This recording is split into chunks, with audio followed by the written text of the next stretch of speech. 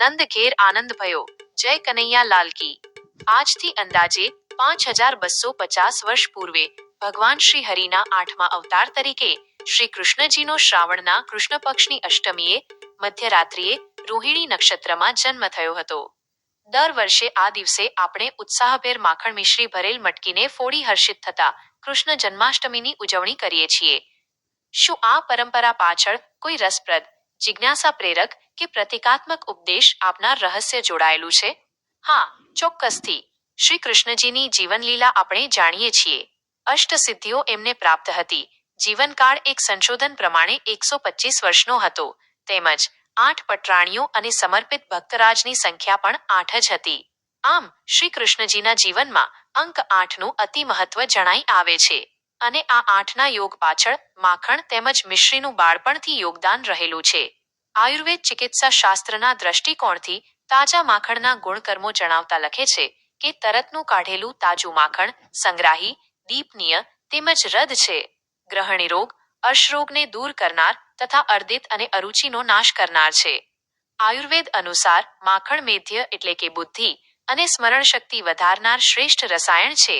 તે મગજના તંતુઓને પોષણ આપે છે અને વાયુ દોષને શાંત કરે છે, જેનાથી મન સ્થિર રહે છે। આધુનિક સંશોધનો પણ આ વાતને સમર્થન આપે છે। માખણમાં કોલિન નામનું પોષક તત્વ ભરપૂર માત્રામાં હોય છે, જે મગજના વિકાસ અને કાર્યક્ષમતા માટે અત્યંત જરૂરી છે। કોલિન એ એસેટાઇલ કોલિન નામના ન્યુરોટ્રાન્સમીટરનો મુખ્ય ભાગ છે, જે સ્મરણ શક્તિ અને તર્કશક્તિ માટે મહત્વનો છે। આ ઉપરાંત માખણમાં રહેલી હેલ્ધી ફેટ્સ મગજના કોષોને સુરક્ષિત રાખે છે અને લાંબા ગાળે ન્યુરોડિજનરેટિવ રોગો જેમ કે અલ્ઝાઇમર સામે રક્ષણ આપે છે। માખણ વાત અને પિત્ત દોષને શાંત કરે છે। વાત દોષ અસ્થિરતા અને ચિંતા માટે જવાબદાર છે, જ્યારે પિત્ત દોષ ક્રોધ અને અધીરાઈ સાથે સંકળાયેલ છે। માખણનું સેવન આ બંને દોષોને સંતુલિત કરીને મનને શાંતિ અને સ્થિરતા પ્રદાન કરે છે। આનાથી માનસિક ક્લેશમાં ધૈર્ય જળવાઈ રહે છે અને શારીરિક શક્તિ પણ વધે છે।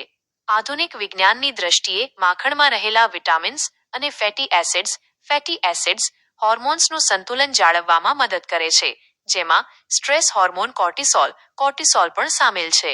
ઉપરાંત તે શરીરને પૂરતી ઉર્જા પૂરી પાડીને થાક અને નબળાઈ સામે લડવામાં મદદ કરે છે, જેથી શારીરિક અને માનસિક રીતે ધૈર્ય જાળવવું સરળ બને છે।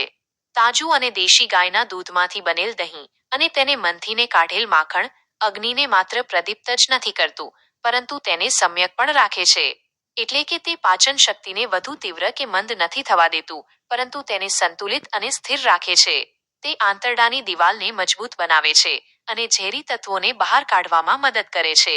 આધુનિક વિજ્ઞાનના સંશોધનો મુજબ માખણમાં બ્યુટેરિક એસિડ નામનો શોર્ટ ચેઇન ફેટી એસિડ હોય છે, જે આંતરડાના સ્વાસ્થ્ય માટે અત્યંત ફાયદાકારક છે। બ્યુટારિક એસિડ આંતરડાના કોષોને ઉર્જા પૂરી પાડે છે અને ઇન્ફ્લેમેશન ઘટાડવામાં મદદ કરે છે, જેનાથી પાચનતંત્ર જીવનના અંત સુધી સ્વસ્થ અને કાર્યક્ષમ રહે છે। કર્ષતિ આત્મસાત કરોતિ આનંદત્વેન પરિણમયતીતિ મનોભક્તાના ઇતિ કૃષ્ણઃ। આથી દરેક માતા ઈચ્છે છે કે મારું સંતાન કૃષ્ણ કનૈયા જેવું જ થાય, તો એમની એ મંશાને પરિપૂર્ણ થાય તે માટે પ્રતિકાત્મક સંદેશ આપવા દર વર્ષે કૃષ્ણ જન્માષ્ટમીએ માખણ મિશ્રીની મટુકી ફોડી પ્રસાદ આપવામાં આવે છે।